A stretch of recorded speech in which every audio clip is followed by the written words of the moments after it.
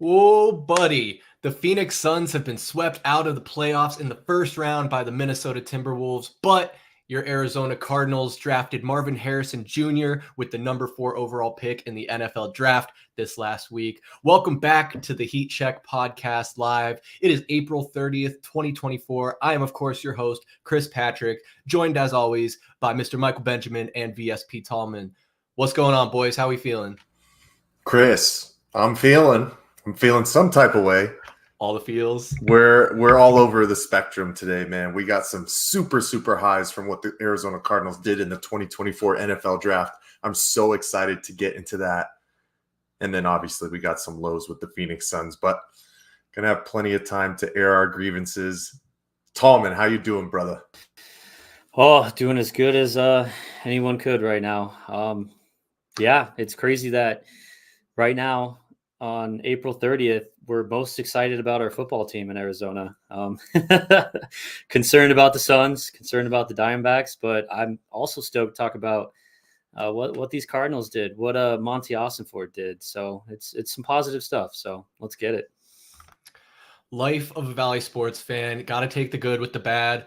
Unfortunately, there are times like right now where it seems like the bad outweigh the good. Of course, the Diamondbacks are struggling. We're going to have a Diamondbacks recap coming out for you later this week. And anyone who's new or maybe hasn't been around in a while, wanted to remind you, we do weekly live streams, usually Tuesday or Wednesday. Varies. Sometimes it's a Heat Check Live. Sometimes it's Past the Outlet. We do various specials for events that happen in the sports world, like drafts and preparations for season. What you got, Mike? When we going to have another trivia stream, man? I'm ready for that, Chris. That's what I'm excited for. That's right. In 2024, we're trying to add in more on the pop culture side, especially when we needed some distractions from the sports world or things that are a little bit slow. But I had a lot of fun doing that, Mike. We're definitely going to have to bring that one back. But in addition to those live streams, guys, we do a monthly in-person Heat Check podcast where I get these two guys down to the Valley Sports Plug studios. We do about an hour and a half to 2 hours, and we always get that up for you on the streaming platforms as well as right here on YouTube. And as I mentioned, those bi-weekly recaps of the Suns, Cardinals, and Diamondbacks season.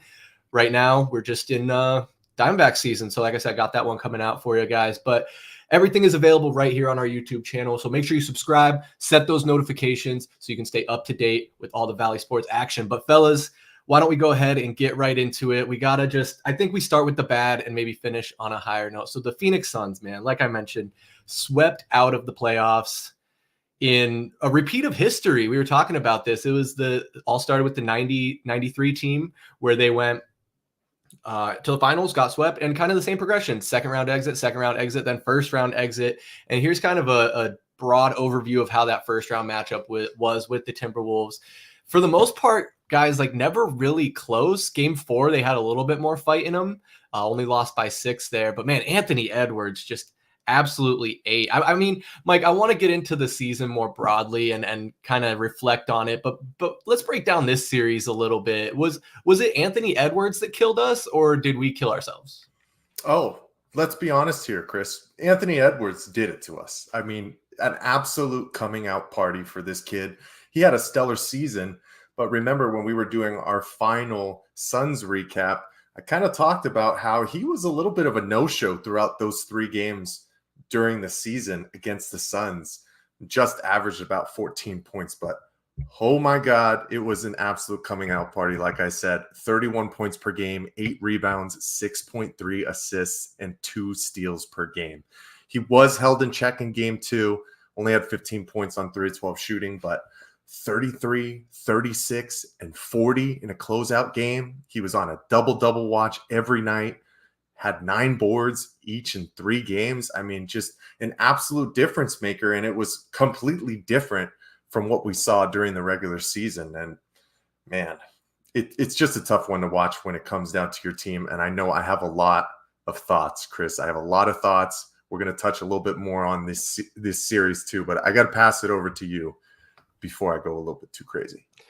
Yeah, man, it was hard to watch. And Anthony Edwards was absolutely playing out of his mind. I mean, it seems like he was able to just get anything he wanted, whether in the paint, at the rim, from behind the arc. Didn't really matter. I mean, Mike, the rebound differential is what stands out to me the most. I mean, we we were up and down on Yusuf Nurkic. Like, is he going to be able to figure this out? I can't help but almost like, I don't necessarily want to say I miss DeAndre Ayton because we know how that went. I think it might be looking back with rose-tinted glasses, but I can't stop and think that maybe a guy like him, if he was in a good mood, would be able to have helped us out. And another part of that, the whole point guard conundrum. I mean, you have the reports coming out that, what was it, Frank Vogel asked the front office for a true point guard and they basically said no, figure it out. And I've heard like a big argument for that is like, well, if you add a point guard in there, then it's taking the ball out of Devin Booker and Kevin Durant's hands, and you don't want to do that. But I mean, just you can't run it back with this same team. I mean, it was a struggle throughout the whole season, and then to get kicked out of the playoffs, swept. Like, Tallman, would you have even felt like any better if they won that game 4 and then lost in game 5? No, I mean, after we went down 3-0, I was already, I was writing it off. There was no way they were coming back. I mean, yeah, I guess I think the Suns joined the Pelicans as the only teams to be swept so far, right? So it would have been nice to get one, just to get that one sense of victory, right? But I thought we were gone. Just watch. I mean, look at the scoring right there for game 1, 2, and 3. We're never in it. And it was frustrating to watch. What's even more comical about it is, I mean, the Suns got the matchup that they wanted going into the playoffs. And we got our asses handed to us.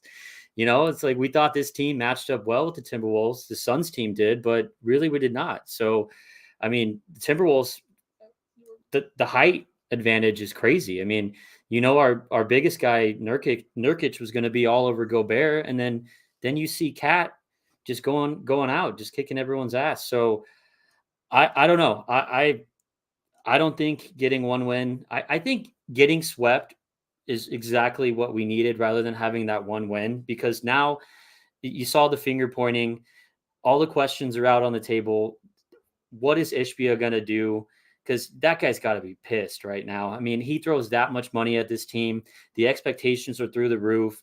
You have such a rough regular season, and then you have one of the quickest exits from the playoffs for a team that is so overpaid, extremely high expectations, a lot of talent as well, and he's just got to be just wondering what the hell he's going to do with this team. And who do you blame for it? Do you guys think this would have had a different result if Chris Paul was still on this team? No. If we have a traditional point guard, who's coming off the bench? Bradley Beal? You pay him $49 million to come off the bench. It's just, I don't know. There's too many question marks with this team. It's funny that you talk about Matt Ishbia right away too, because we all saw his face in game 3 around the third quarter when the Suns were once again falling flat and just absolutely falling behind in a game in this series. And there's a lot of questions that are going to be going on throughout this offseason. But it's also funny to see how, like you said, Tallman, the finger pointing happened, it seemed like less than 24 hours after this. And it's kind of deservedly so, because this was just an absolute disaster of a season. And I know we're going to talk a little bit more about where the Suns go from here. But guys, I just got to look one last time about really what happened in this series. If you look at it high level, the Suns, they only shot 26 threes per game. What did I talk about, guys? What did we talk about? The NBA game has changed. You got to be 35 to 40 minimum, getting it up. I mean, obviously, they shot 10 less field goals overall from the Timberwolves, but our same bugaboos consisted. Third worst in turnovers in the playoffs. The absolute just horrendous rebounding that continued with a differential of minus 13.7. I mean, 14 offensive boards a game, guys. The second chance opportunities is what kills you, right? And I know, like I was talking about on our last Suns recap, there were a couple of key items that we touched on, right? And I will take the blame. I said, try and see if Anthony Edwards can be the guy. And he obviously was the guy. But I also said, hey, Karl Anthony Towns, don't let him make a difference, right? Kills us in game 4 with 28 and 10. He was in early foul trouble this entire series, and we could never take advantage of it. And he still averaged basically 20 and 10 on us, 19.3 points and 9.5 rebounds. But once again, it's the same thing with what plagued this Phoenix Suns team. We had no bench, and the role players for the Timberwolves stepped up when they needed to. Jaden McDaniels, Nickeil Alexander-Walker, and Mike Conley. I mean, I think an unsung hero from this series was Jaden McDaniels' defense on Devin Booker, who just absolutely suffocated him with that 6'9", huge frame with length. And he's had some nice scoring outputs as well, right? With 25 in game 2 and 18 in game 3. But I know one of the other things that Chris talked about was the big three had to do it. Didn't show up until game 4, and it was only Durant and Booker.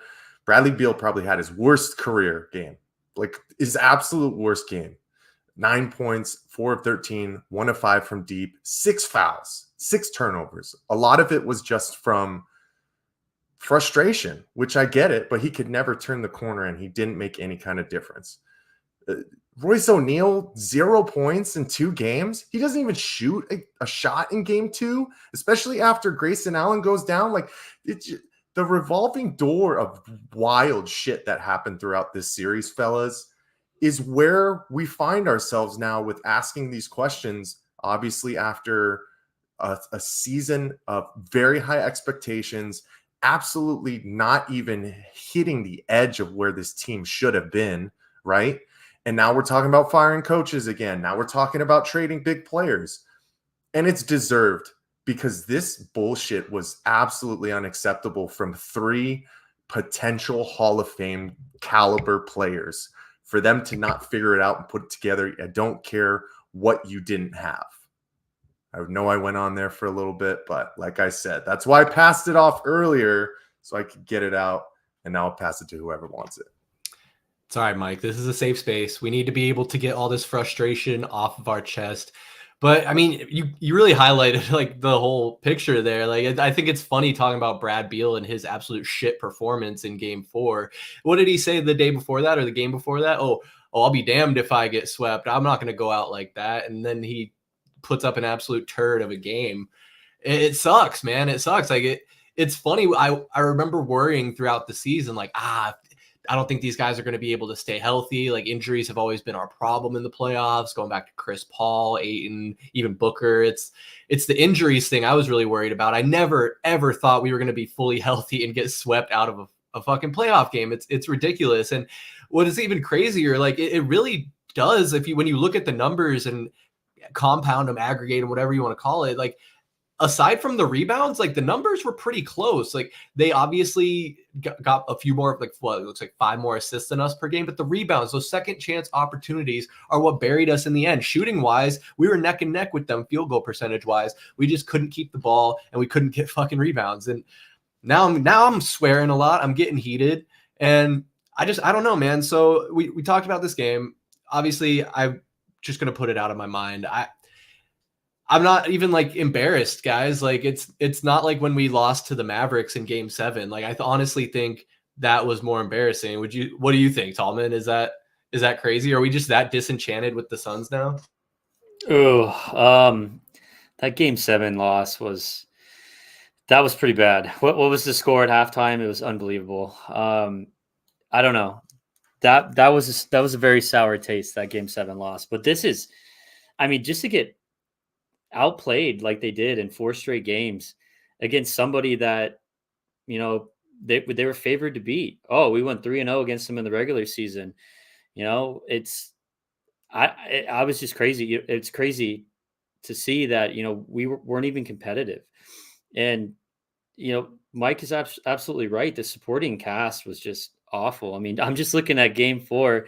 You get 6 points out of Royce O'Neal, and he played 37 minutes. You get 6 points out of Eric Gordon, who played 39 minutes. Eric Gordon, at times, he'd be wide open under the rim, and the dude just forgot how to play basketball. Like, there was a handful of times. It's like, it goes back to that worry we had. Is this team too top heavy? And we were really stoked about the Royce O'Neal addition, but did we even get a benefit out of it? So I don't know. It's embarrassing, but like I was saying before, I'm kind of glad they got swept, so we can ask these hard questions, and they're gonna have to come up and face the music, and it's gonna be an interesting offseason to see what they do about it. Yeah, they got to do something. And you mentioned the finger pointing earlier. I mean, I think that's what we need to dissect is, and obviously that's what the front office is doing, is whose fault is it? I'm pretty sure was it today or tomorrow that James Jones and Matt Ishbia were going to have a press conference. Do you guys know? It's tomorrow. Tomorrow. Yeah, I think a lot of people were kind of like on the or like intrigued about that, because normally, right, they have player exit interviews and all that kind of stuff took place yesterday. And I think there was an original schedule for James Jones to talk to the media today, but Matt Ishbia is joining the crew. So now there's the speculation. Is there going to be an announcement about, the possibility of Frank Vogel being fired? Guys, I think at this point, it might be a foregone conclusion that he's not going to make it back. My biggest talk was about building continuity. The teams that are successful in the NBA nowadays, they've done that. You can look directly with the Minnesota Timberwolves, right? It didn't work last year, but they stuck through it. They kind of garnered some more pieces and built out a roster that is a formidable force right now in the Western Conference. That matchup with them against the Nuggets is going to be a fun one, right? I think the Nuggets still eventually take that out just because they have the championship DNA. They've been there and done that, but they're taking the right steps. And our consistent turnover, changing out 8 different players, changing out coaching staffs completely, you're basically breaking down and rebuilding every season. But from the reports about how the locker room was lost basically the entire second half of the season after the All-Star break, the outbursts that they were saying that Vogel had during halftime against the Clippers when we got just absolutely pounded at home on fan appreciation night, and people were rolling their eyes and that kind of stuff. Man, those reports come out, you've lost the team. And we already know how tough it's going to be with getting additional pieces because of where we are with the luxury tax.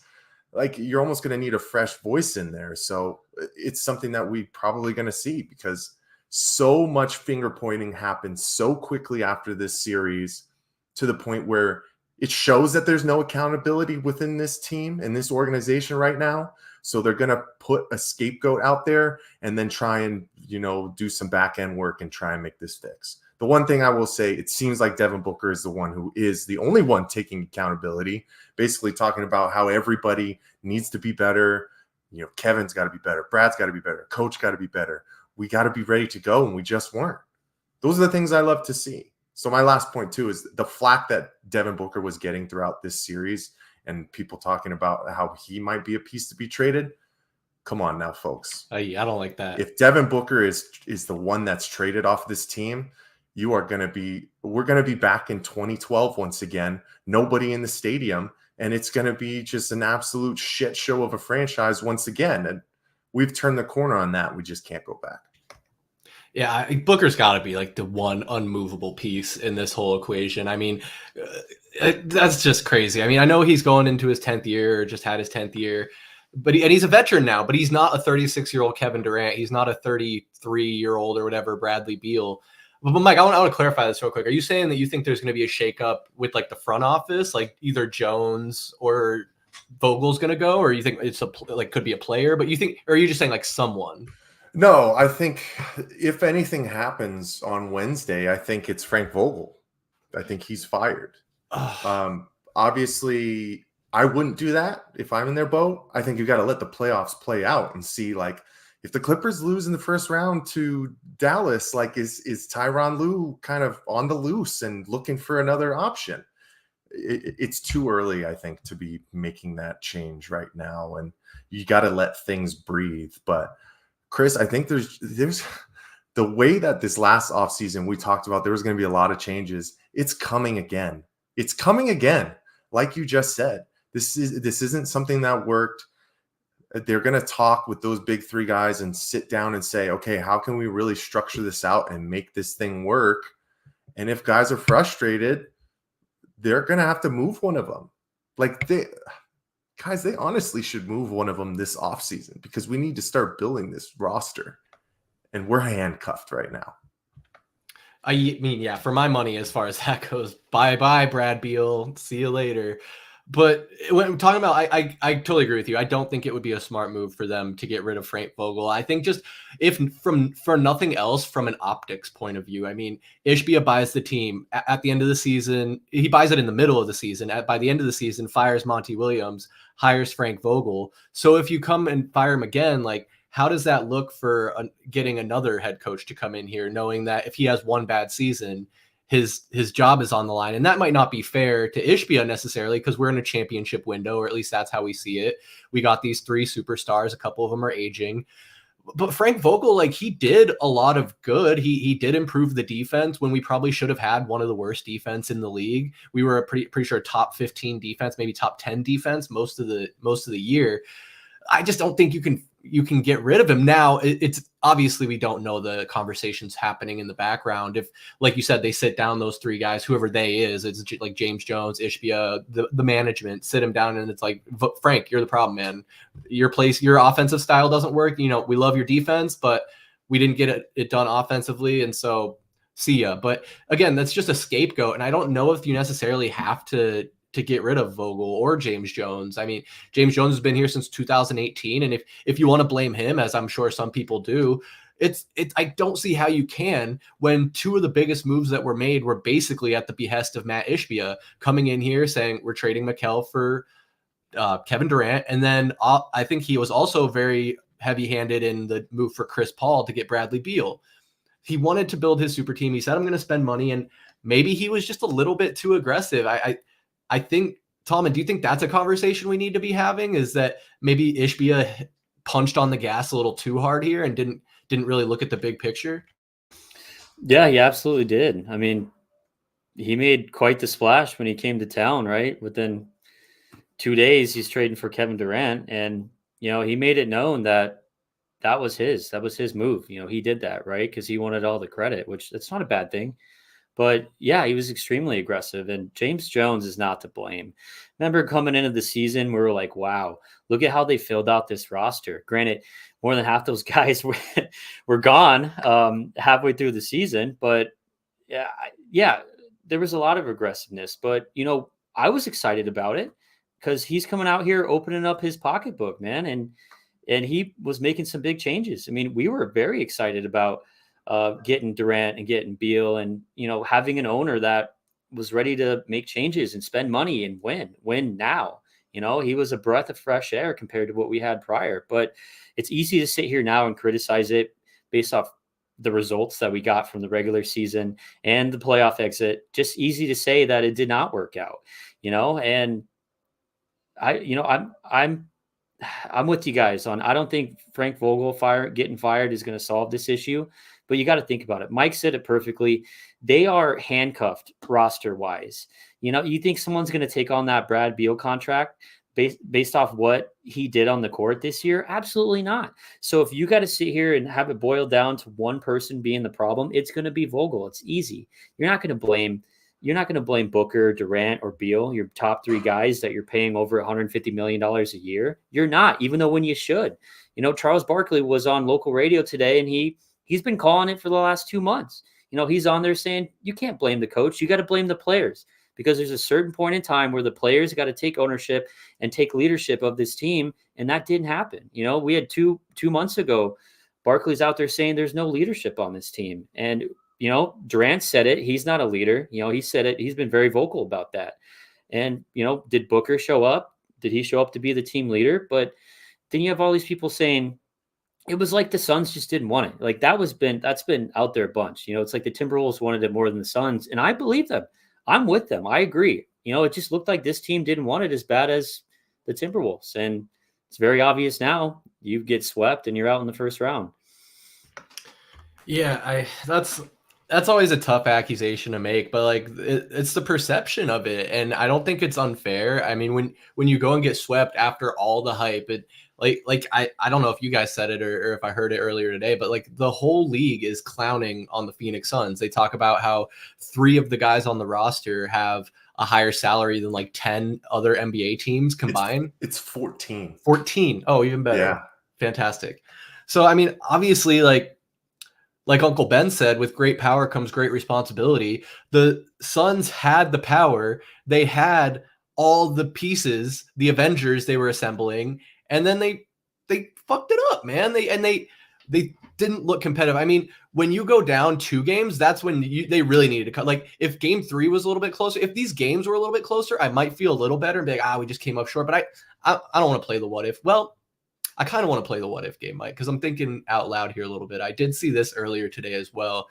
When we look back on the moves we made, obviously, I do like the Kevin Durant move as much as I like Mikal Bridges, because I don't know if Mikal Bridges takes us over, like Mikal Bridges and Cam Johnson. I don't know if they take us over the edge to be that championship team. Whereas at least Kevin Durant has been there. He's a star player, top 10 player in the NBA, future Hall of Famer, like proven commodity. You knew what you were getting in Kevin Durant. So I don't regret that. But when you look at how we got Yusuf Nurkic, Mike, you remember there was a trade being floated with the Indiana Pacers where we could get Miles Turner. And what's he doing in the playoffs right now? I mean, they're succeeding, but Chris, be careful because that Bucks team is absolutely shattered with injuries, right? True. No Giannis, no Dame. Chris Middleton almost had a scare the other night as well. I mean, they're playing with second line guys. So the Pacers are doing what they're supposed to be doing. But yeah, man, I mean, like the biggest thing is always hindsight's 2020, right? I'll let you finish your thought before I go in a little bit more. Yeah, no, exactly. That was pretty much it, man. I mean, like you said there, hindsight's 2020. You know, we could sit here and play the coulda, woulda, shoulda game. Would we have been better off with Chris Paul? Would we have been better off maybe more heavily pursuing a guy like Fred VanVleet and getting someone that way? But we have to live with what we got now. Yeah. And what we got now, guys, is a whole lot of scary stuff to try and figure out, honestly, right? You look at where this team is payroll-wise and the second apron within the tax luxury, right? A lot of these things are going to be really, really hard to maneuver when you think about really bolstering this roster with pieces that they truly need, right? When it comes down to trades, we can't take in any more money than we send out, right? We can't do mid-level exceptions for the $5.1 million anymore. We have draft picks that are basically frozen because of going into the second level apron once again, right? And it's going to come down to, once again, James Jones trying to figure out how to get these 1 to 2 year veteran minimum kind of things, 2 year, $5 million type of deal, prove it kind of stuff that we did this past offseason, where none of them worked. Like literally, we struck out on everybody, right? Chimezie Metu, Jordan Goodwin, Yuta Watanabe, Eric Gordon, like nobody worked, right? And it was just a fit for disaster throughout this entire season. And it's tough to start with injuries, going back and forth, wondering when the big three are going to play with each other. But that's also something that you cannot make an excuse for, fellas. I mean, this team, you think about the Brooklyn Net time frame when KD was over there playing with Kyrie and James Harden. This team played way more games together than those three ever did. And that's why a lot of people are basically crowning this one of the most disappointing seasons from a franchise in NBA history. And it kind of comes down to that. And it's just a truth. And it's so sad that once again, that kind of shit has to come down to the Valley, and we're the whipping boys and the people who are getting the most flack and just mocked and laughed at once again, dude. Like, when does this shit end? But man, the Suns are going to have their hands full trying to figure out how to really build around these big three right now, if that's what you're going to do. It starts with a point guard. You got to get bigger. You got to add more size. Already sounds like Drew Eubanks is out the door as well. A couple of these other guys probably won't be back. Eric Gordon, Bol is probably going to go get some money because he proved himself within his time and then didn't get any fucking minutes. Like, lots of head scratching, lots of what's going on, and the hamster wheel continues. But yeah, man, just frustration a lot on our end for Suns fans right now. Yeah, a lot of frustration. And I mean, I think it also stings a little bit less because our expectations were at the floor, like rock bottom. Like, I didn't have any delusion that we were going to make a championship run. But yeah, we have not talked Cardinals yet. We've been lamenting on the Suns' exit from the playoffs So you can go back to the beginning if you want to hear a lot of whining and complaining, or you can stick around because we're going to get into the Cardinals and the good news here real quick. But just a few more thoughts on the Suns and some questions I had for you guys. The reports that came out, obviously the finger pointing we heard talk about, but I don't think Kevin Durant has been on the record saying it directly, but there's a report where sources, close sources to him, are saying that he's unhappy. He was unhappy with his role. He didn't like being relegated to the corner. I'm like, I can't, like, Tallman, I want to loop you in too, so feel free to chime in here. But the report, we had reports earlier in the season as well that Kevin Durant might be wanting a trade, I think it was, and that he ended up coming out and dispelling that. So do you think there's more credence to this one? Are people lending more credence to this one for some reason, or could it be that we hear from Kevin Durant in a little bit that, oh no, I never said that, I was fine with my role, we just need to do better, something like that? Man, it's always kind of tough to really flesh out what is truth and what is not. I mean, the one thing that we do know about Kevin Durant is when he hears things come out within the media, he's normally pretty fast to kind of address it, right?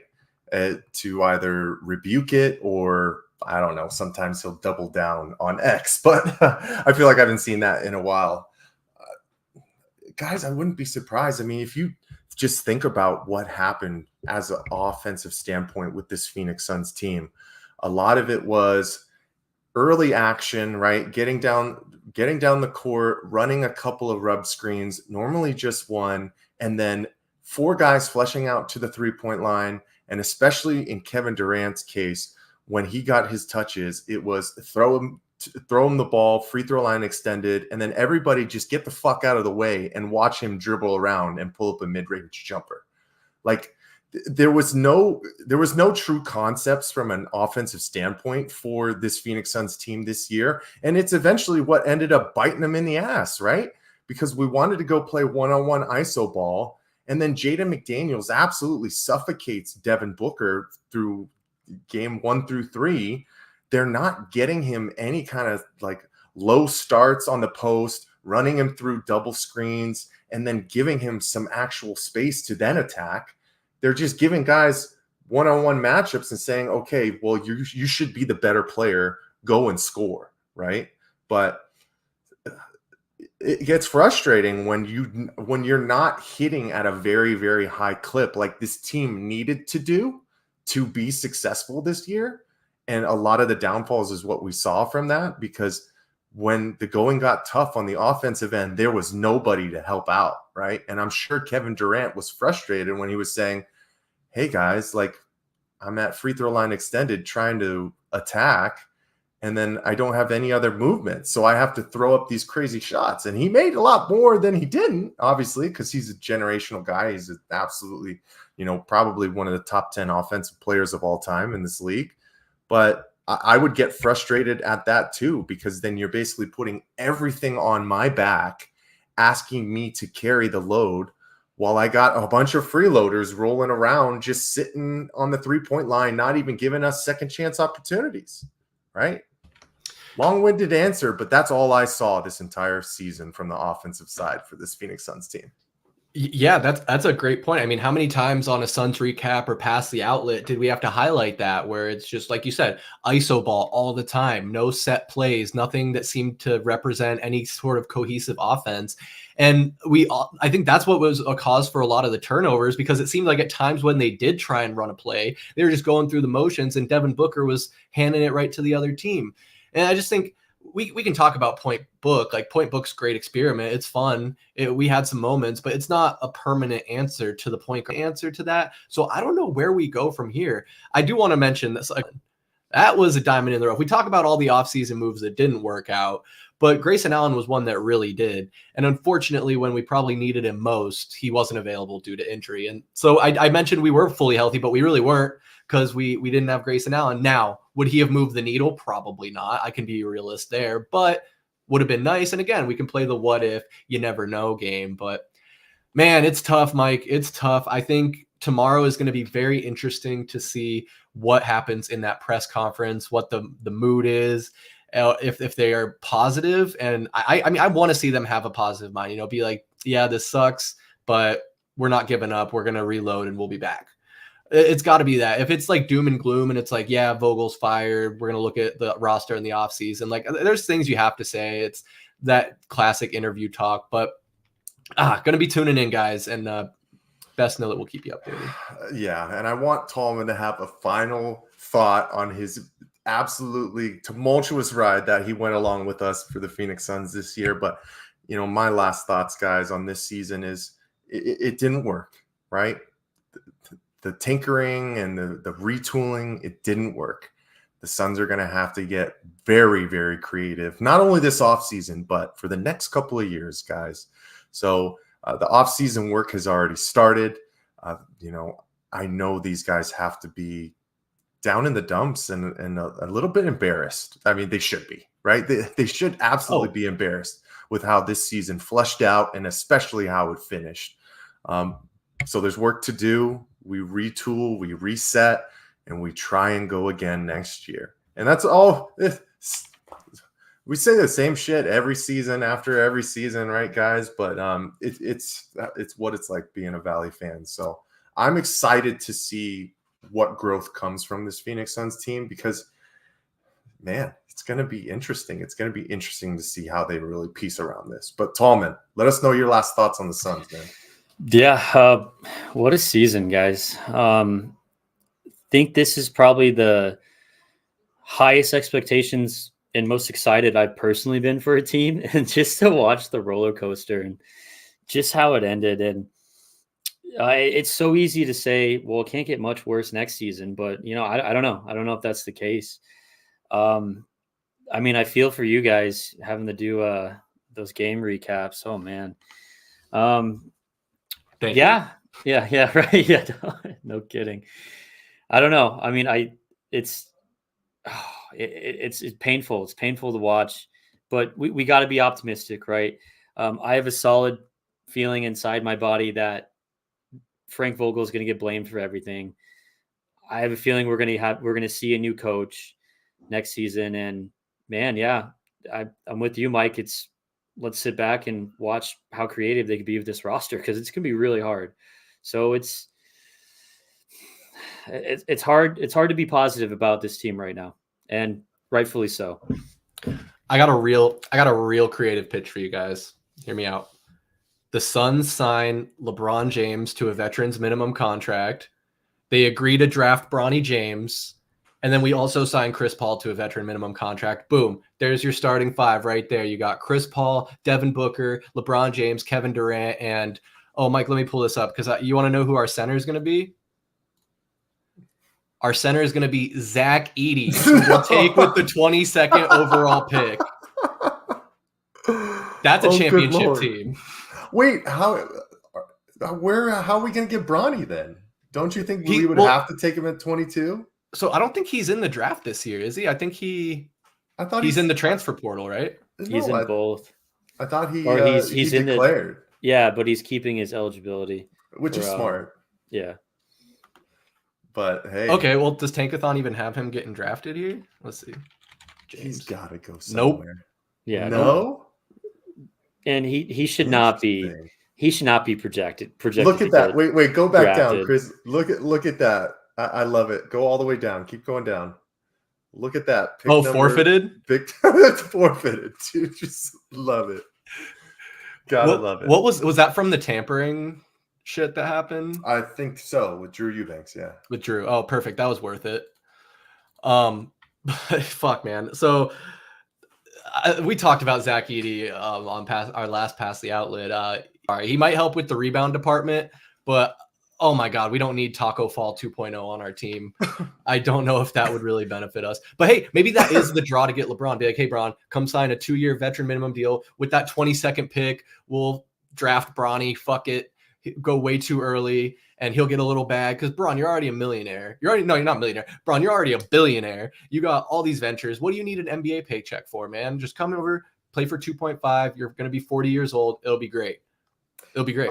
I would take LeBron James on a minimum contract, a veteran minimum, any day that ends in Y. And if you're a Suns fan that would say no, then you're a dumbass. Like I don't know what else to tell you.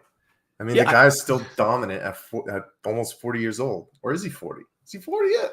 I don't think he's 40 yet. He's not 40. 38. Dude, he's got too much pride. He's not playing for veterans minimum. That's fine. We'll figure it out. We'll trade Bradley Beal to the Lakers. Yeah, LeBron will be 40 next season. He's 39 years old. I'd rather pay LeBron $40 million than Bradley Beal. Man, dude, LeBron is playing better at 39 than a lot of dudes play at 30 or 25. Like, it's just the truth. The dude's an absolute beast. He's really taking care of himself, he's like the Tom Brady of basketball in a lot of ways, where he's just going to stick around for a while. But guys, I am being a little bit funny. I'm joking around a little bit, but I would take LeBron in a heartbeat. Veterans minimum. Mike, you're right. You'd be dumb not to. But fellas, being a Valley sports fan is all about walking the line of pessimism and optimism and always looking towards the future. And so as we transition here, we were very pessimistic about the Suns, but now we have a reason to be optimistic with the Arizona Cardinals. Am I right? Let's go, baby. Right? We're back. Let's go, man. This is why I need the soundboard, so I can hit the and we could have just lights and noises going off. That's shots, explosives.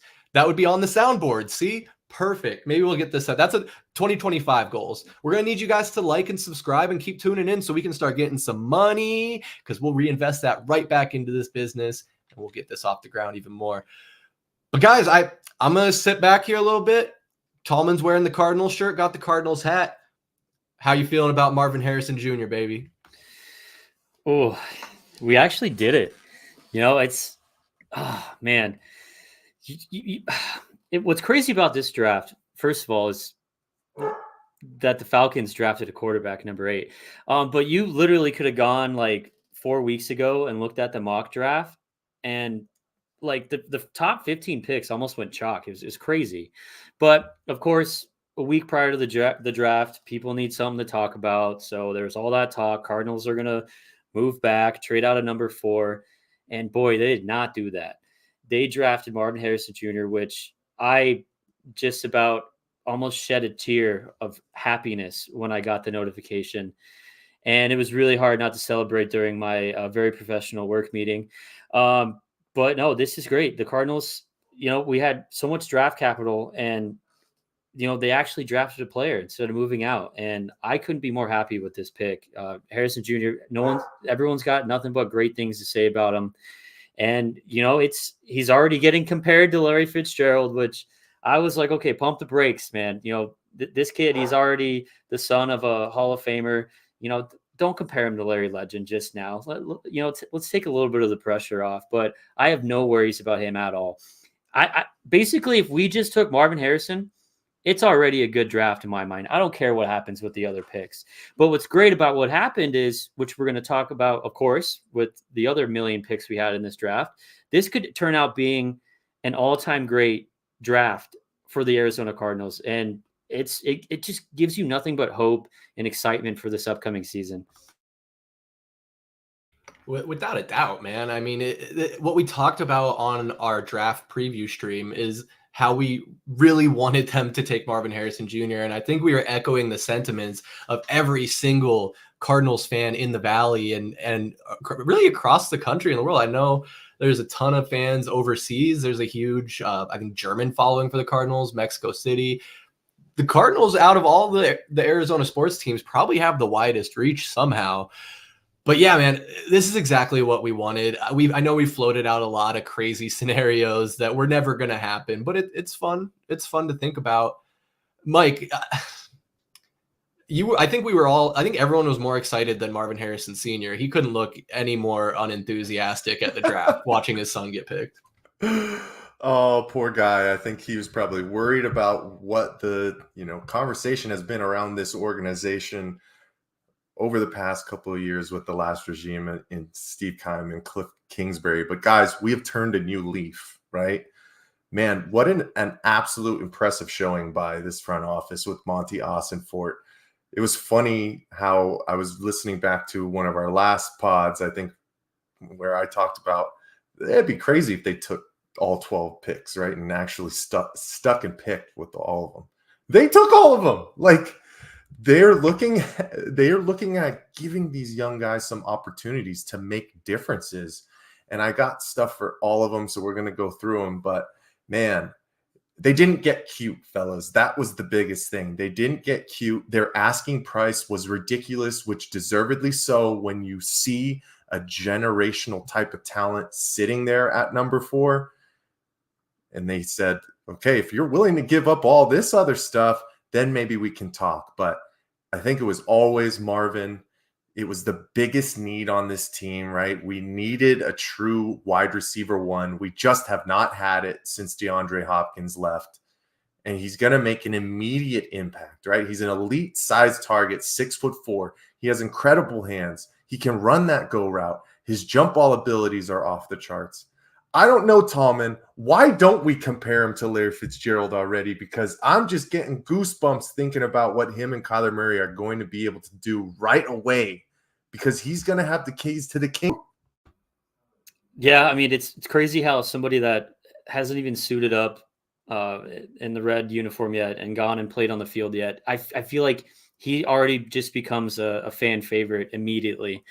And I don't know. Let's let the young man get out there, get his feet wet. But I'm with you. I mean, this was a slam dunk. I want to sit here and say, oh yeah, Monty Ossenford did a great job not trading the pick and trading, one of your and picking Harrison to fill one of the biggest needs on your roster. But I could have made that pick and I would have been a god, right? So it's a slam dunk. I'm just glad that we finally have. I don't know. When was the last time you were this excited about, or Kyler Murray was probably the last time, right? Where we get that number 1 guy in the draft. I mean, how many draft boards did they have Harrison listed as a number 1 player in the draft? So it's incredible that we were able to add such a big player with such a good talent to this team. Because God, we're really going to need it next season.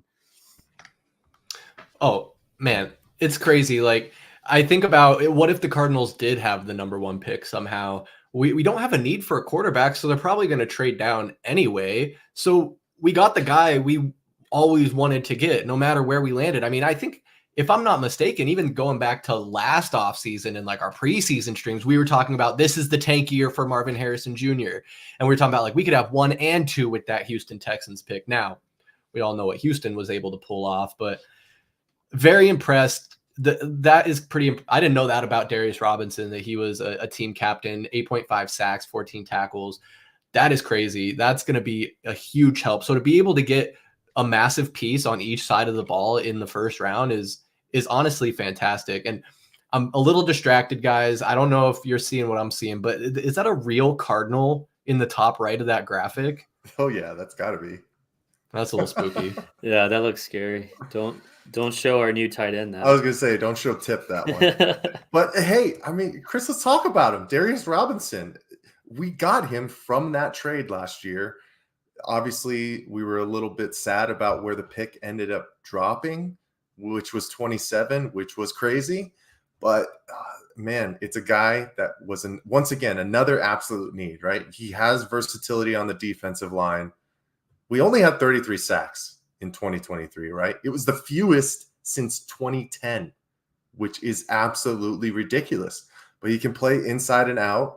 He's likely to play inside. He's still a little bit raw in some ways with his moves, but he doubled his pressure rates from 6% to 13% with that move to outside. And now this defensive line continues to grow a little bit more based off of our 3 signings in free agency and then re-signing LJ Collier. So, man, very impressive. And I'm impressed with the guy, Darius Robinson. I don't know if you guys have listened to him do any interviews and that kind of stuff. He had like a full 2-3 minute breakdown about how he goes about his work, how he prepares for games. And he's just an outstanding individual, it seems like. Also has a nonprofit organization that he helps to run to give back and do book bags and that kind of stuff. And that's what this organization is building, right? They're building the culture as well as bringing in good football players. So incredible first round, I would say, and first day from the Arizona Cardinals. Yeah, dude, the character with Robinson is huge. You mentioned his nonprofit he used that. He paid for that with his NIL money. He's not out here like Caleb Williams in a penthouse. I don't mean to take a shot at Caleb Williams. Do it. But it just shows you, like, he's a football guy. You know, he loves the game, and he is just a monster of a guy. I mean, 6'5", 285. I mean, this dude's going to be a force up there.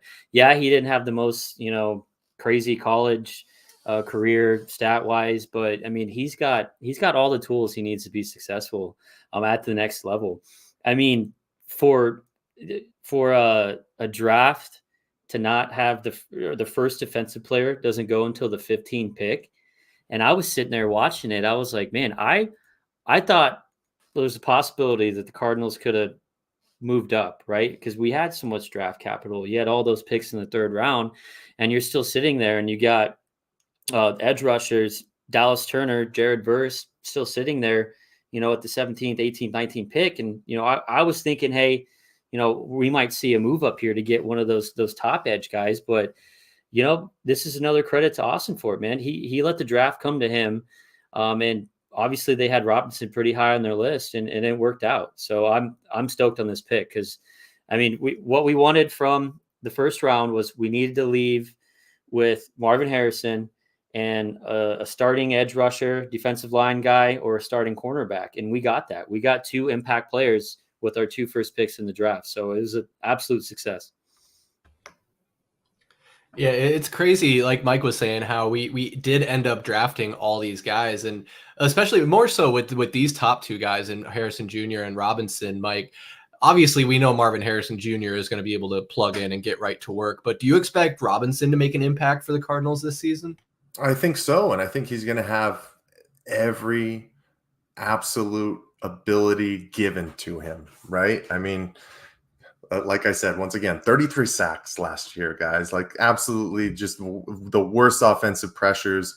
It was a glaring weakness on the defense. So he is going to be given absolutely every opportunity. I mean, and that's normally what happens with 1st-round picks, right? But they're hoping that possibly if he does stick on the outside, him and BJ Ojulari can grow to become forces and, help stop the run as well. So I'm excited, man, because he's also a mountain of a man, huge dude, physical as well.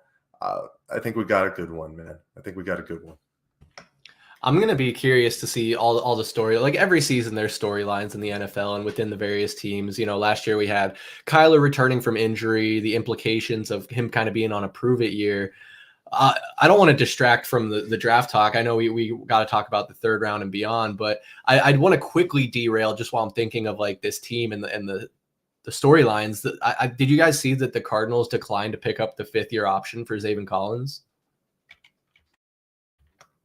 Maybe not, but they did decline to pick up his 5th-year option, which a lot of people are saying that this means that it's a prove it year for him. He has to go out there and earn his contract. They're not just going to give him a free payday and some comfortability with that 5th year. So you're going to have Robinson wanting to prove, Robinson obviously as a rookie wanting to come in and prove it, but Collins also wanting to prove it so he can get his next contract. There's going to be a lot of hungry guys on the defensive side of the ball. And I think that only bodes well for us. But anyway, I was going to go back on to the draft, but if you guys want to talk about it.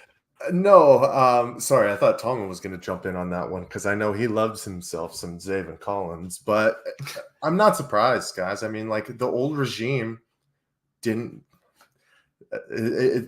just didn't work out, right? You think about Isaiah Simmons. Obviously, he's long gone now. I don't even know if he's still with the Giants, but it comes down to prove it within this new regime. And they're not just going to pick up these options for these guys who were 1st-round picks from the prior regime. Like, that's what it comes down to. So I'm absolutely not surprised. And, it was once again like another guy where it's like, well, is he an outside linebacker? He's not that great in coverage. So what do we do now? Do we bring him off the edge? He had some flashes, but absolutely no consistency. So it's like, when you don't have something where you fit in and you're not versatile enough to make a difference wherever you are, you don't get your contract picked back up, and you are given another opportunity to prove it. And he's going to have those opportunities this year, But yeah, you don't just pay some guys because they were first round pick. You got to do something with it, right? Yeah, that just happened, huh? I think today, yeah. Yeah, because I just pulled up the story and it was like 3 hours 450, ago. yeah, Or, 450. I'm yeah, breaking news, boys. I'm breaking I was news. like, because I love it. Good I work, did not Chris. see that. I did not see that. But I mean, Mike nailed it. He's not a Monty guy, and I'm kind of glad. I mean, I just looked at the number. He would have been guaranteed almost $14 million for that last year. So I'm okay with it, Yeah, it's funny. I just imagine Gannon and Austin Fort coming in the beginning of last season and walking into like a complete fucking shit show and just being like, what the hell were you guys doing here? There's like Austin Fort goes into Kime's old office and there's just like beer cans littering the floor. And he goes into Cliff Kingsbury and there's just like a huge flat screen and an Xbox and fucking guys are making pancakes in the locker room. And it's very much, I mean, obviously that didn't happen, but it's very much shape up or ship out. And I don't think you can get hung up on what happened in the past. You just got to move forward. And they cut ties with a lot of those guys already. But Zaven Collins, man, are you going to be here? Are you going to be an NFL, pro guy that's going to produce on this team? Are you going to perform like a first round draft pick, or are you not? And if you're not, then get the fuck out, and we'll roll up the limo and take you to the airport. But let's get back to the draft, Mike. We took 3-4 picks in the third round. Looks like 66 overall, 71, 82, and 90. Holy smokes. 4 in the third round. And obviously, I think we got another one based off of the trade back from round 2, right? Where we moved back 8 spots to eventually grab Max Melton out of Rutgers.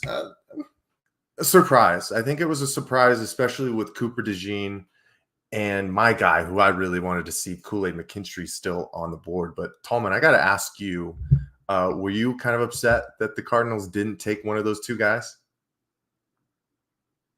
Yeah, it was a real head scratcher. I mean, it was going into the second round. You're like, I thought for sure we were landing one of those guys, and I was thinking it was going to be Kool-Aid because you had the Bills with that last minute trade with the Panthers. And it was like the Bills are taking a wide receiver. We knew that. And then Chargers, even if the Chargers came in and picked a corner, you still had to pick of one of those top two guys. So I thought it was a no-brainer. Cardinals were going cornerback. And I was a little upset when they traded back. And then a handful of picks go by, and I'm like, okay, wow, we might. What did we trade? We picked at 45. I was like, or 43. I was like, wow, we might end up getting one of these guys.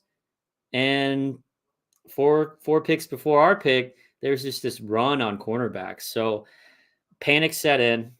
Of course, you saw Cooper, Kool-Aid, and then Kamari go right before the Cardinals pick, and then we end up with Max Melton. And Gannon came out, or Austin Fort got asked. He was like, "Hey, were you panicking when that run on cornerbacks took place?" And he said, "No." He was very confident about it. They had Max Melton rated pretty high on their board. I was disappointed. I'm sure a lot of other Cardinals fans were as well, because you could have got a real solid value out of that 35th pick, getting one of those top-rated cornerbacks. But reading into Max Melton, the guy, I mean, he was rated pretty good. So I think he still comes in. He's a day one starter based on how that cornerback room looks right now. I think he's going to come in and have an impact right away. But I was a little upset about it with that trade down. I don't know about you guys. Yeah, I think probably because in my mind I was like, Kool-Aid. It's almost like Kool-Aid or bust, especially if he's still sitting there in the second round, right? Which was kind of a surprise. Before this last college football season started, I think he was a surefire first rounder. But then just the way that drafts always kind of go crazy and quarterbacks go where they shouldn't go. And how many were taken in the first round this year, guys? Was it 6 or 7? Like, just wild. But it ends up moving things back, right? But Max Melton, once again, is going to be a guy who's given plenty of opportunities. His size is okay, 5'11". He is a self-proclaimed lockdown corner, which is great. I mean, Nick Saban loves him, right? Did you guys see that too? But you just got to think about where this defensive backfield was last year too. Gave up 32 passing touchdowns, which was 30th in the league. Gave up 69% completion percentage, which was 31st in the league as well. But he's going to be another versatile guy who might be able to play special teams as well. He blocked 3 kicks in 2022. So I'm excited to add him into this growing cornerback room, right? Which is we were worried about it, right? But you also add in Elijah Jones, and these guys are going to get to learn and grow with Sean Murphy-Bunting, with the young core of Keitrell Clark and Garrett Williams. So I love that they addressed needs, man. That's the biggest things. It might not have been the guy that we wanted, but it was what we needed at the end of the day. And I think that's the thing for me is like maybe the Cardinals know something that we don't. I mean, sitting here looking at the stats, like a 4.39 40-yard dash is pretty good. A 4.40 is kind of the goal or the benchmark that a lot of these guys have. But I just think they had to have known something or had him higher, because if Kool-Aid was that much better, why wouldn't the Cardinals have just taken him? Why would they trade down if that was always on the table? So maybe they really like Max Melton, and we'll be surprised. I mean, 43rd overall pick is still a very, very high pick, especially considering the talent pool in this draft alone. I don't know. Is that possible, Tallman, that they had their eyes on Melton all along and didn't really even care too much about getting Kool-Aid? Yeah, I mean, Kool-Aid had quite the slip. I mean, because there was some mocks where he was going 21, 22 overall. I mean, he had that fracture in his foot, right? That kind of hurt his stock, I'm sure, which I believe he wasn't even aware of it. But I mean, it's hard to believe these general managers when they go, oh, no, we had him higher than that guy. Because, I mean, he's not going to sit there and say, oh, yeah, we really wanted DeJean or Kool-Aid, and we thought that he was going to be there at 43. Like, they're never going to tell you that, you know? But True. But hey, I mean, at the end of the day, with our 3rd pick in the draft, we left with somebody that's going to come in and have an impact right away. And I think that's what Max Melton's going to do. So I'm not totally upset with it. I would have been a little upset if they didn't pick a cornerback at 43, but they did. So, I mean, they're drafting for their needs, which is great. The next pick, I don't know if they drafted need wise, but I'm okay with it. I think he's going to have an impact right away. So, yep, that next guy, running back Trey Benson out of Florida State. For those of you that might just be listening on Spotify and aren't seeing this beautiful graphic in front of us here. Yeah, apparently speed was a factor in this draft. Another guy that runs a 4.4 40. So hopefully him and Max Melton can have some foot races. We can have some fun there. But I think it's a good change of pace, honestly. If you think of James Conner, he's like a bruising back. He's your workhorse. He's going to be able to pound the ball. But if you have a quick guy to, like I said, change of pace, I think that's a good thing. And this would make him probably the 3rd running back on the roster. Yeah, but he's going to have time to compete with Michael Carter, I think, to see if he's the backup, to be honest. Yeah, Chris, you said it. He has some crazy speed, but he is also a big back too, right? 6 foot, 216. Eventually, they're hoping that when James Conner's time does come, it might be Trey Benson, right? He's a guy who can handle every down work. Right now, it'll probably just be 3rd downs. But on a lot of people's boards, he was the 2nd-rated running back, man. But his speed is going to be the big change, like you said. About 60% of his rushing yards over the last 2 years were outside of the tackles. So getting to the outside, really using that acceleration is going to be something that will be a great addition for this team. But, yeah, interesting to take a 3rd round, your first pick in the 3rd round on a running back, but I think they saw the upside of Trey Benson and just couldn't pass it up. Yeah, and I think, when you look at it, you got another pick coming up five picks later. So they maybe were looking at the board, looking at other teams' needs, and were confident that, well, maybe if it was Isaiah Adams, the guard out of Illinois that they had on their radar, then so be it. But it's almost, I think, if I'm remembering correctly, Tallman, it was almost the old mantra of the Keim era, where it's like we're gonna go and draft the best available player, and maybe they weren't great at identifying who the best available player was. But do you think that could be what happened here, where they were like, oh shit, Trey Benson's available, we didn't think he was going to be here? let's take him. Yeah, that's definitely what it was. I mean, obviously he was the second running back taken in the draft. This was not a good draft for running backs. That's very obvious. And he turned out to be a really good value pick. I mean, Mike was talking about the athleticism. I mean, the guy's freak. He's big. He's fast. He's a playmaker. So, and I think this pick is a little bit of foreshadowing to what this team's gonna look like this upcoming season. Because if you pair this pick with not their next pick in the third round, but their 82nd overall pick, which they went with tight end, I think we're gonna see kind of that run first mentality with this team, a physical team. And I mean, so at first, okay, I will admit, I was like, what the hell? Why are we drafting a running back right now? You got Carter, you got Connor, you got DeMercado. So it was a little confusing, read into it more. I mean, the guy is a great value pick. So, and of course we know, and I was waiting for you to say this, Chris, well, by week 9 or 10, James Conner is going to be hurt, and you're probably right. So, I mean, I'm okay with it. And like you started off, the transition to me was, yeah, I mean, with that amount of draft capital that we had this draft, they had that luxury of being able to take somebody like Benson, who was there, sitting there looking at him at 66th overall, and it worked out. So I like the pick. I do.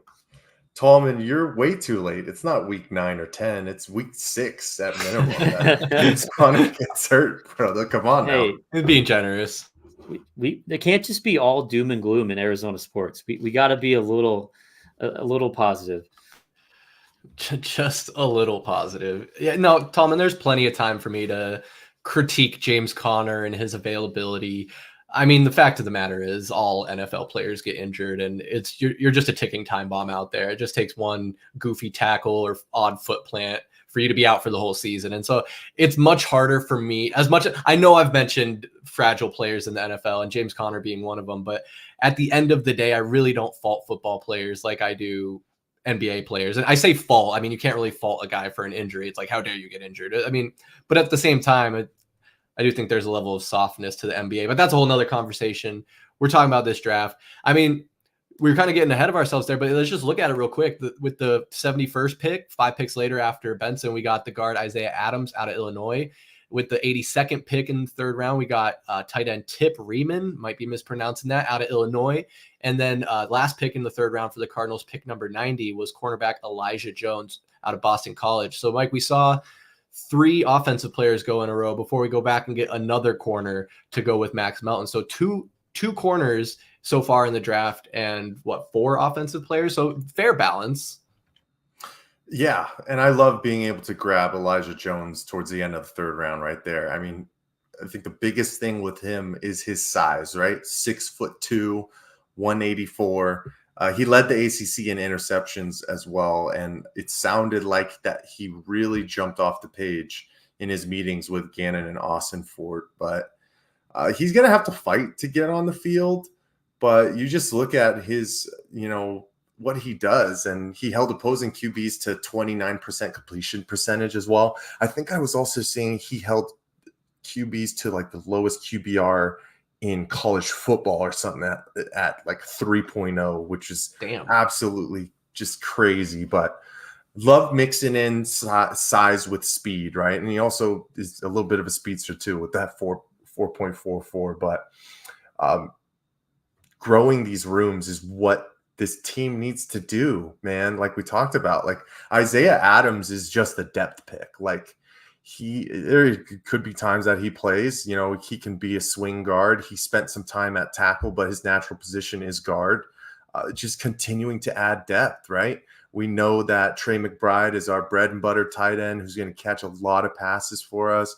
But like Tallman also said, the only thing that people keep saying about Tip is that he's physical and vicious, and he's a big bruising blocking tight end. So he didn't allow a single sack last season, and he only allowed 2 pressures. So this front office is trying to build this team a certain way, and they're trying to give guys opportunities to grow. And a beautiful thing too is putting competition within these rooms as well. So it's forcing guys' hands. It's making sure that they're coming to work today, every single day, bringing their best.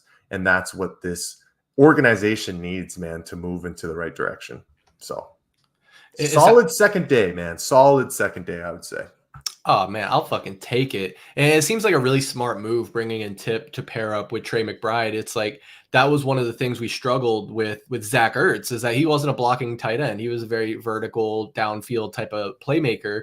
But we need extra help on the line to help block for Kyler. I mean, that's just the simple fact of the matter. So when you can get a guy like that, like you said, add some depth at guard, I think those are all great moves, and you can't be mad about it. Obviously, it's kind of, I feel dumb saying this, but I think kind of what the Cardinals need to do right now is just focus on bringing in as much of the best talent as they possibly can and letting them compete. There's no loyalties here. You either make it or you're out. Like we can't be wasting time anymore. This Cardinals team has been struggling for too long. You got a window with Kyler Murray potentially entering his prime. We got to go. We got to go now. Tallman, what was your favorite pick from the third round though? Well, obviously it was Tip Ryman. I mean, come on. The guy is he just seems like a goofball.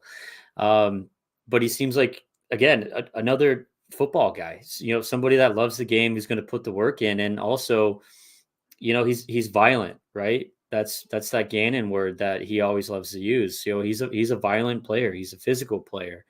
I mean, the guy said he loves blocking. That's incredible. That's exactly what we need in that tight end room. And as I mentioned before, with that Benson pick, it's like, okay, well, now we're going to bring in Ryman. So what is this offense going to look like next season? I mean, I think we're going to see a lot of Ryman on the field. The guy even said, I'll play fullback. You know, he wants to play. He wants to do whatever it's going to take to, you know, help this team win football games. And you know what? We're going to see a lot of 12 personnel. I think we're going to see a run heavy approach to this offense. And, you know, that's what I think we need to do. I mean, we saw the successes this team had at the end of last season running the football. And I think it's one of our strong suits, and we really need to ride that. So I was really high on the Ryman pick. Obviously, like Mike already mentioned, the Adams pick, that's just a depth pick. Everyone's calling that a reach at that point in the draft, but hey, I'll take anybody that can play offensive line and compete and potentially fill a hole that we have there at left guard. So, but yeah, and Mike already went on about the cornerback out of Rutgers. So I thought it was a great second day as well, but my favorite pick is going to be Tipman. Jesus Christ. Tip Ryman. Even though if he doesn't believe in birds, I think he's going to be somebody we talk about a lot next season, I believe. Tipman and Tallman, the next great duo, man. I feel like you could have played that off. I thought you were going to go, it's going to be Tip, man. I don't know. Yeah, that would have been nice. No, I'm not that creative. Correct, Nico. The only highlight of the week as an AZ sports fan was the Cardinals draft. Might be the only highlight for the month, possibly the year. Let's hope not. Well, so far, right? Let's pump the brakes, Mike. We are at the end of the month, so I don't know. We might have to go back through April, and it could be the only one. But Chris, we got one more day left to go through, man. Let's see who else the Cardinals got, man. Oh boy, let's take a look. So this was the third and final day of the draft on Saturday. We'll just run through it real quick here, and then we can talk about it, guys. In the fourth round, with the pick 104 overall, we got safety. Oh, goodness gracious, Mike. I was really hoping that you were going to try and pull this one out. I was going to say Dadrian Taylor Demerson. At some point, I'm just going to have to go through all the tape and see your pronunciations. I could probably make a 10-minute video of like some crazy pronunciations that you've done. I'm sure you could. What was it? The kicker was Vizcaino for Vizcaino. Vizcaino.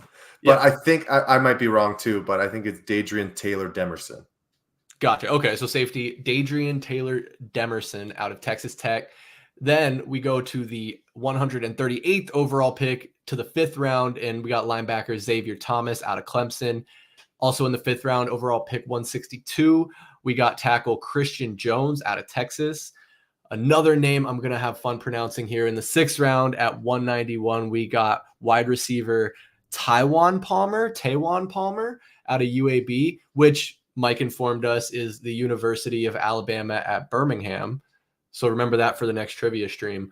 And then our last pick in the draft and in the 7th round was cornerback Jaden Davis out of Miami. So guys, we know how this goes. These late round picks don't always make the roster. Rarely they do, but there can be some diamonds in the rough. You really never know. Are there any of these guys that are jumping off the page at you?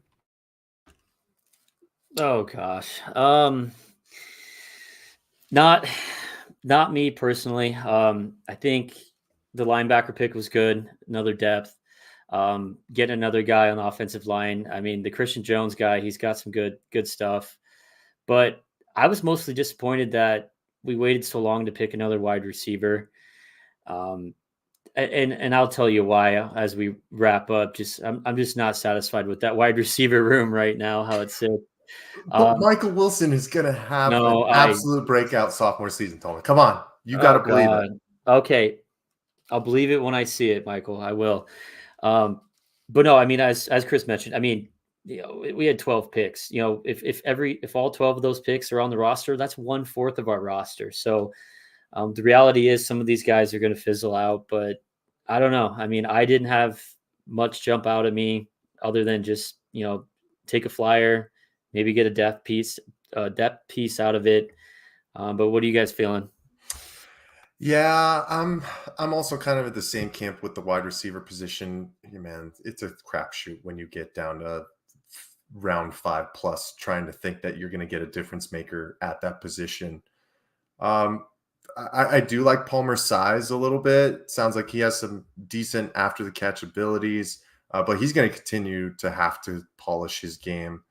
But yeah, if any of these guys are around, Tallman, I think it's probably going to be on the practice squad, right? Like Christian Jones, it'll be good for him to learn behind Paris and Jonah Williams, but he's not truly a piece for the future unless injuries occur, right? Jaden Davis. Did you guys see the video of, I think it was Monty and Bidwell calling Jaden Davis about how he was the 226th pick, how it was a big deal because 26 years ago, Pat Tillman was taken with that same pick. And I don't think Jaden Davis could have given a shit less like that. Oh no. He was that pick. But he's a guy who, he can play multiple positions. He has that high level experience because he finished his career at Miami, but he played, I think 3 or 4 years at Oklahoma as well. But I think the biggest one, obviously, that jumps off the page where a lot of people were a little bit skeptical about where he went as well was Dadrian Taylor Demerson. His nickname is Rabbit. So he was the top speed safety in regard to his 40-yard dash. He has a great nose for the ball. He led the Big 12 with 10 interceptions since 2021. But the same thing that keeps coming up with a lot of these picks, man, is obviously building these rooms out, giving these guys opportunities and versatility within these different guys. People were saying, well, why are we picking him when we have Buddha, right? Well, he played 24% of his snaps at slot corner. So he's another guy who could be moved around a little bit and given some opportunities. But yeah, I'm with you, Tallman. After round 4, it's always a crapshoot, but I hope one of these guys, hits and is a difference maker for this team. So they're going to be given opportunities, that's for sure. Oh yeah, they are. And that's why I was pointing out the Thomas pick is nice. I mean, if he ends up putting anything good together, that pick's a win because boy, we need some help getting some sacks, man. Because when you have the Barbarian Dennis Gardeck leading the team in sacks at 6 sacks last season, that's just love that guy. Oh, that's awful, man. So, I mean, look, what do you have on that graphic? 17.5 career sacks. So, I don't know. I mean, he could be a great piece. And it's not like Clemson plays in a bad division either. I mean, he had some tough matchups. He saw some good talent. Now, we know the college game is different than the NFL game, but yeah, he could be that diamond in the rough. It could be Rabbit I'm just gonna call him Rabbit Mike. I can't screw that up. But it seems like I like the strategy here. Bring in the best guys you have on your draft board. It looks like the fastest guys too. I mean, holy cow, we're just going to be flying. If these guys all hit the field, our secondary is going to be pretty quick. Now, how much does speed translate in that position? I think quite a bit, but only time will tell, guys. I am excited to see this Cardinals team play. I know we got a long road to get there. We're about 4 months away or so, I think, almost exactly 4 months.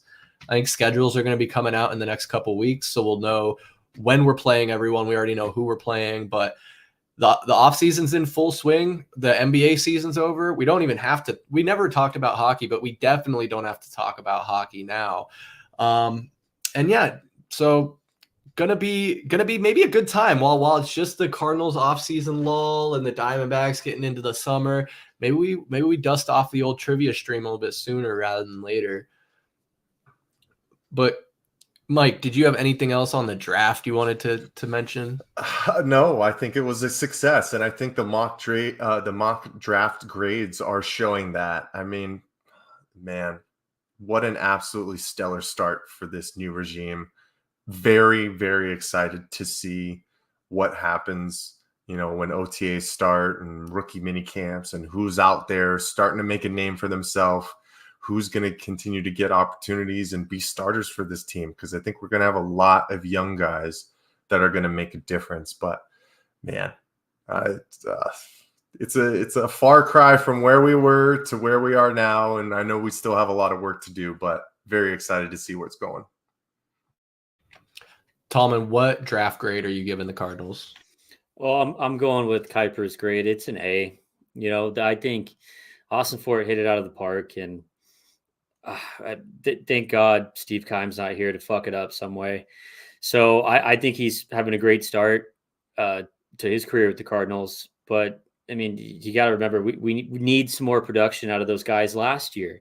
We need Ojulari to step it up. We need Garrett Williams to take the next step. So hopefully we can get some of these young guys in, and this team we can go from worst to first. I'm just saying we're not going to first, but we don't have to be the worst team in the NFL this season.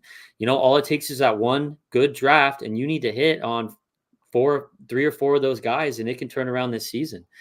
As I alluded to earlier, I'm just concerned about how this wide receiver room looks right now. Obviously, you add the GOAT, right? Marvin Harrison Jr. I shouldn't call him the GOAT. Already the GOAT, man. The college GOAT. I don't know. I mean, I don't know how you guys feel about Wilson and Dortch, but I mean, I'm looking for the Cardinals to add some a veteran to that room. I mean, looking at the list, I mean, there was some news. Zay Jones just got released. Zay Jones. Zay Jones. Zay Jones. Well, Tallman, I mean, that is a good point, and maybe that's why the Cardinals didn't go with the wide receiver earlier, because they're looking to add more veterans into that room, which I mean, would not be surprised about. And you don't need this veteran to come in and be number 2 or even number 3, right? You just need him to get in there. We need just some more depth there that has good experience. I mean, you got Odell, Michael Thomas, stay away from Michael Thomas, Zay Jones, Julio Jones, Allen Robinson, Randall Cobb, Claypool. How old is Julio Jones? He's very old. Dude, there's no way Julio Jones is still trying to be playing, man. I hope for his future health that he doesn't. Well, hold on. Let's pull this one out there. Would you guys be surprised if Odell found his way here, just with his ties with Devin Booker and like how good of friends they are? Like, it seems like he's here every other week at a Suns game anyways. I'd be okay with it. I would. I'd be fine with it. I wouldn't be surprised, and honestly, yeah, I'd be fine with it. I mean, he is a big personality, but I don't think he's ever really I mean, in New York, you could say he was a distraction to some extent, but with his recent stints, I mean, I think he was solid in Baltimore. Yeah, absolutely. Yeah, you don't need him to be a high production guy. You don't. It's just, I mean, how much you guys know my stock in Michael Wilson? It's very low. He's going to be joining James Conner on the injured list, but I mean, behind that, you got Greg Dortch, which, I mean, towards the end of the season, Greg Dortch was, one of the highlights on the team. So I'm glad he's going to get a chance, but I mean, how much can you believe in Zach Pascal? I mean, Yeah. That's just my only thing. And I bet you they got something. They got to have something. I mean, you got to add a veteran to that room, because who's Marvin Harrison going to learn from? His dad? I mean, yeah, that's probably a good resource for him, I'd say. Yeah. So, but no, overall, I think it was a great draft, and I'm liking this Ossenfort guy. Yeah, he's grown on me a lot, as has Jonathan Gannon. So I'm optimistic about the whole staff. I really like the moves. And you said we can't go from worst to first, but why not? Why not? Any given Sunday, guys. I mean, we've seen teams turn it around fast before. Just look at what Houston did last year. They made it to the playoffs. They did pretty good. We'll just have to see, though. I mean, I think it is something we need to look at, is adding another wide receiver. And I just remember my other thought is that when it comes to adding one of those guys, I looked it up. Julio Jones is 35 years old. Odell Beckham Jr. is 31. In November, he'll be 32. But my general rule of thumb, if I'm Ossenfort drafting a wide receiver, is don't draft a wide receiver that's older than Michael Benjamin. Yeah. Or sign. I'm sorry, not draft. Don't sign. Don't sign. Yeah. Excuse me. You know why? Because I'm past my prime, baby. Past your prime. Shout out Hobie. But that's just it, man. Yeah, I'm really happy with the draft. Really happy with what the Cardinals are doing right now. I had one other bit of football news I heard here today or yesterday. I can't remember. I want to just get your guys' thoughts on. Did you see that the NFL approved players using those Guardian caps full time in games? No. What? That's crazy. Let me pull it up here. Especially I got it, Chris. Okay. Do you know what the Guardian cap is, Tallman? Yeah, I got it on my screen here. Well, so what do you do? How are they going to put anybody's logo on anything? That's what I was thinking. You got an immediate problem with that. I mean, obviously you got the whole rest of the uniform, but then it kind of just makes the helmet obsolete. Everyone might as well just wear white or black helmets if everyone's going to be rocking the Guardian cap. I mean, guys, I'll just share my thoughts on it real quick. I'm all about player safety. I want these guys to not be concussed to the point of insanity to where they're killing themselves and people they love. We don't want to see that, and we've seen it far too often. And I think the conclusion is that there's pretty much a direct link to CTE and these kind of issues that these guys end up having post-career. I mean, we see AB's generational run right now on Twitter. If you're on there, he's posting every single day. It almost seems like someone else is running his cap, but I'm not going to talk about AB. I'm not here to talk about that. But the Guardian caps, guys, the Guardian caps. My only thing is they look fucking ridiculous. Yeah, they do. They look very goofy. So I hate it. I fucking hate it. I don't know. How many people, what percent, just throwing out there a percentage, how many players this first season, I'm sure it'll build over time, but for this first season, what percentage of players in the league do you think will actually rock this? It'll be very low. Yeah, it'll be low to start, I think. These guys are all about their image and so some of them, but then I could see it growing within the offensive line. They'll be probably the offensive defensive line. Those big boys will be the first ones to really kind of start gravitating towards it and putting it on a little bit more than others. Running backs, I think, will be another one as well. Obviously, with those head-to-head collisions.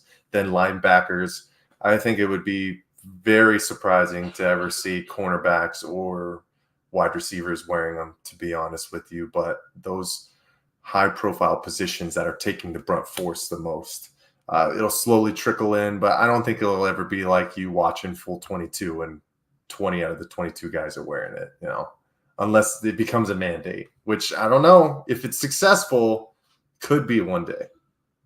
Yeah, I bet you that will end up happening, or it just takes one guy to make it cool, right? Then all the other kids want to do it. It's like when Adam Sandler pissed his pants in Billy Madison. That was long. That was a great reference. Guys, that was a good one, though. I just think this is somewhat of a slippery slope. I mean, I feel like we've seen this before, where when you start implementing these safety measures to make the game a little safer, then before you know it, we're playing sarcastic ball. Am I right? You're not wrong, Chris. That's for sure. They'll start bedazzling the freaking Guardian caps, dude. Then it'll look cool. How about that? Oh, I already know Caleb Williams going to be bedazzling everything.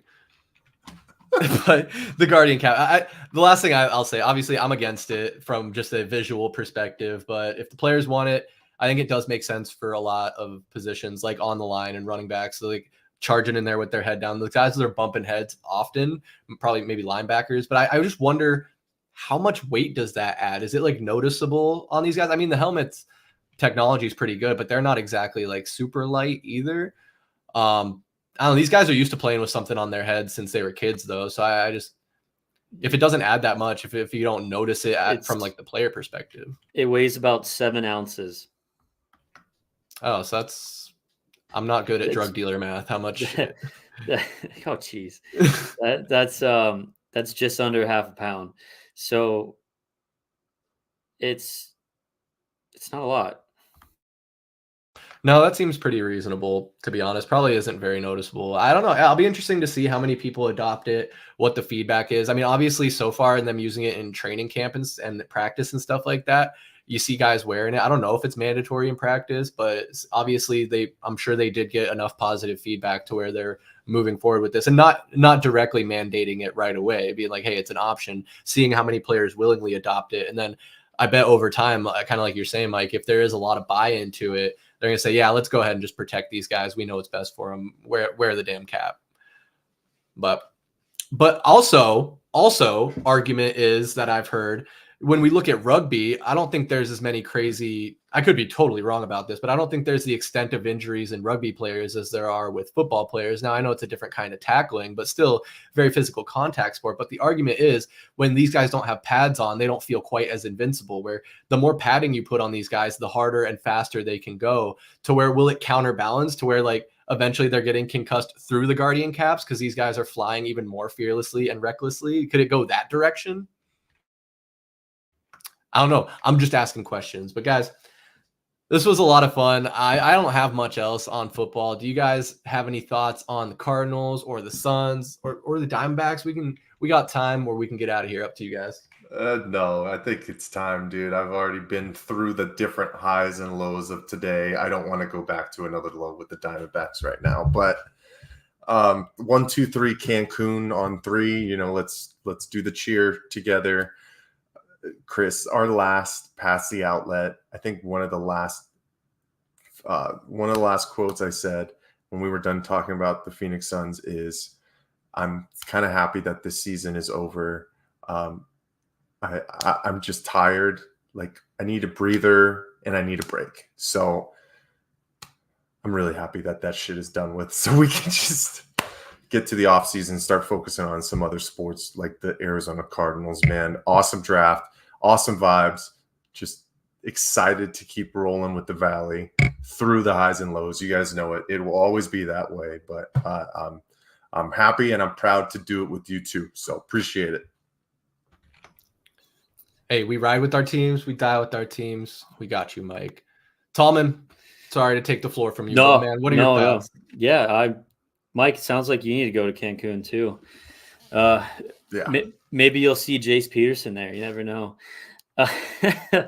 No, my final thought is I'm a little disappointed I can't get my Kool-Aid Cardinals jersey. So I guess I'm just going to have to settle for Marvin Harrison Jr. jersey. Oh, boo me, right? Oh. Are you going to get the Harrison Jr. on the back, or are you going to get Maserati Marv? Because I kind of want to get Maserati Marv. What is this nickname? Maserati Oh, you haven't Marv? heard that? I haven't heard that. That's been around, baby. Yes, it has. Maserati Marv. I think I might get that one, dude. I haven't even thought about it. But, yeah. I don't know. Suns suck. Yeah, the Suns suck. D-backs are struggling. Corbin Carroll is struggling. But we talked about that plenty in our recap that we recorded yesterday, and that'll be coming out. Is that tomorrow, Mike? Should be tomorrow, yep. Tomorrow, worst case Thursday. But make sure you like and subscribe so you can know when we post new videos, when we're going live. We always schedule it beforehand. If you have your notifications set, it'll pop up on your phone. Say Valley Sports Plug is going live in 30 minutes. And of course, you guys know you're here at the end of the stream, at the end of the playback. So, we greatly appreciate you tuning in, riding with us, but we have this all available on playback for you. Last thing I want to say is it's been a depressing time to be a Valley sports fan. And so if you need a little bit of a break from all the sports going on in the Valley, if you're too depressed to watch the NBA playoffs, you can watch the Kentucky Derby this Sunday. Bust out the mint julep, gather some friends, watch some horses race, man. You guys can even bet on it. FanDuel, sponsor Valley Sports Plug. FanDuel.com, only sports app where you can bet on horse racing. FYI, PSA. That's all I got to say, guys. But thank you so much. For Michael Benjamin and VSP Tallman, I'm Chris Patrick, and we'll see you next time. Peace.